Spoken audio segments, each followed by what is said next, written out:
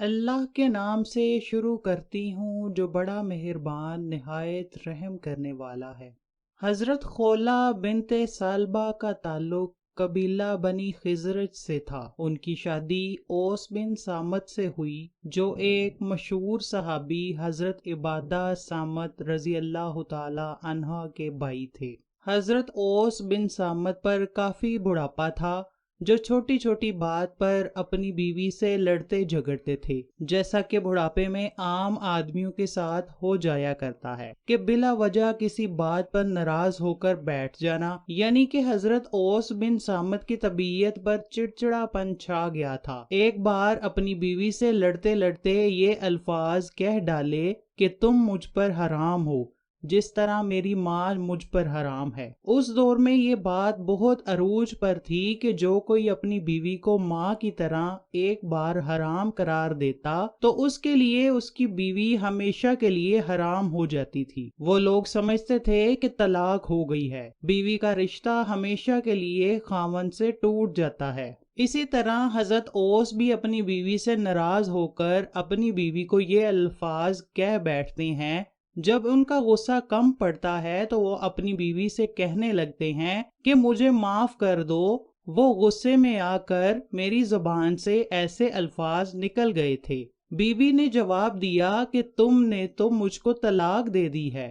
بوڑھے صحابی کہنے لگے کہ میں نے طلاق نہیں دی، غصے میں آ کر یہ لفظ بول دیے ہیں۔ بیوی نے جواب دیا کہ نہیں، جب تک اللہ تعالیٰ کے نبی صلی اللہ علیہ وآلہ وسلم سے ہم پوچھ نہیں لیتے تب تک ہمارے درمیان کوئی رشتہ باقی نہیں رہے گا۔ اب اس کا ایک ہی حل ہے کہ ہم نبی اکرم کی بارگاہ میں حاضر ہوں اور اس مسئلے کا حل پوچھیں۔ وہ صحابی کہنے لگا کہ نبی اکرم صلی اللہ علیہ وآلہ وسلم کی بارگاہ میں ایسا مسئلہ لے کر نہیں جا سکتا، مجھے بہت شرم محسوس ہوگی۔ تم جاؤ اور نبی اکرم سے یہ مسئلہ پوچھ لو کہ اس کا کیا حل ہے۔ حضرت خولہ بن ثعلبہ نبی اکرم کی بارگاہ میں حاضر ہو گئیں۔ نبی اکرم نے پوچھا، خولہ بنت ثعلبہ کیسے آنا ہوا؟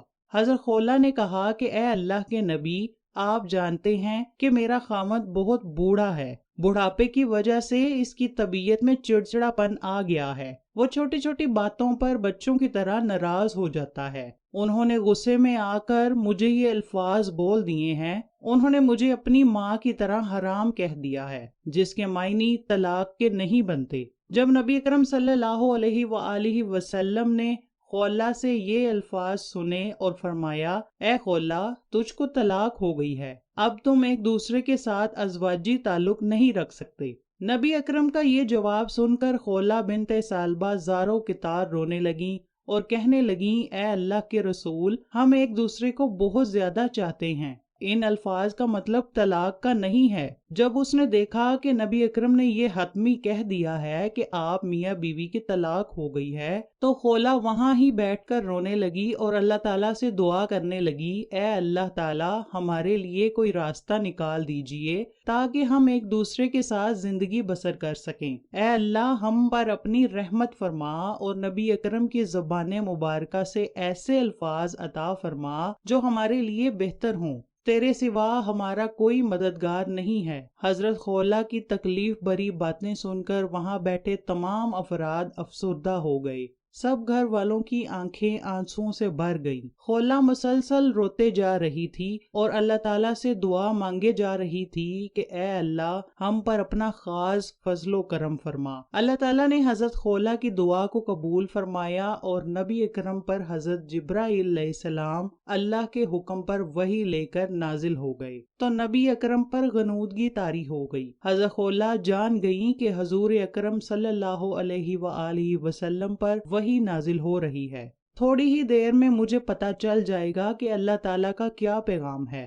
حضرت خولہ ایک دفعہ تو ڈر گئیں کہ ایسا نہ ہو کہ اللہ تعالیٰ کا پیغام یہ آیا ہو کہ ان دونوں کی طلاق ہو گئی ہے۔ نبی اکرم نے مسکراتے ہوئے حضرت خولہ کو جواب دیا، اے خولہ، مبارک ہو، اللہ تعالیٰ کی طرف سے یہ وحی نازل ہوئی ہے جس کا ترجمہ ہے، اللہ تعالیٰ نے اس عورت کی بات سن لی ہے جو اپنی شوہر کے بارے میں نبی اکرم صلی اللہ علیہ وآلہ وسلم سے لڑ رہی تھی، کیونکہ حضرت خولہ نبی اکرم سے اس بات پر ضد لگائے بیٹھی تھی کہ ان الفاظ کے معنی طلاق کے نہیں ہیں۔ نبی اکرم نے اپنی زبان مبارکہ سے فرما دیا کہ طلاق نہیں ہوئی۔ نبی اکرم نے یہ سورت پڑھ کر سنائی تو حضرت خولہ کے دل سے یہ ڈر جاتا رہا۔ اس کا مفہوم یہ تھا کہ طلاق نہیں ہوئی، جاؤ اس صحابہ سے کہو کفارہ ادا کر دے۔ حضرت خولہ نے فرمایا اے اللہ کے نبی، کیا کفارہ ادا کیا جائے؟ نبی اکرم نے فرمایا کہ ایک غلام کو آزاد کر دے۔ خولہ نے فرمایا کہ اے اللہ کے نبی،